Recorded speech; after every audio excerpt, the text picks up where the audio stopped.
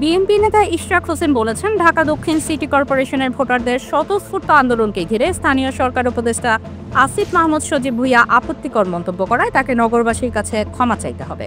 বুধবার 25 জুন দুপুরে জাতীয় প্রেস ক্লাবে জরুরি সংবাদ সম্মেলনে তিনি এ আহ্বান জানান। ইশরাক বলেন, একটি বেসরকারি টেলিভিশন চ্যানেলে দেওয়া স্থানীয় সরকার উপদেষ্টা আসিফ মাহমুদের বক্তব্য বহুল প্রচারিত হয়েছে।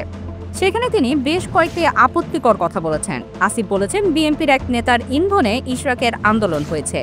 এই বক্তব্যের মধ্য দিয়ে ঢাকার হাজার হাজার ভোটারকে চরম অপমান করা হয়েছে।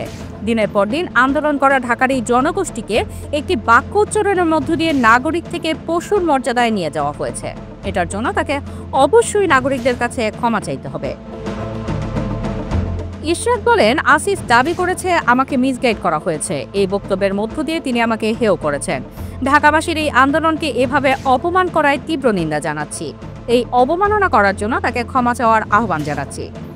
বিএনপি নেতা বলেন, স্থানীয় সরকার উপদেষ্টা দাবি করেছেন কুমিল্লার এক বিএনপি নেতা আমাকে প্ররোচনা দিয়েছেন। পাশাপাশি আন্দোলনের জন্য আমাকে অর্থ ও লজিস্টিক সাপোর্ট দিয়েছেন। উপদেষ্টার কাছে তার প্রমাণও রয়েছে নাকি? এই প্রমাণটাকে জাতির সামনে তুলে ধরতে হবে, তা না পারলে প্রকাশ্যে জাতির কাছে ক্ষমা চাইতে হবে।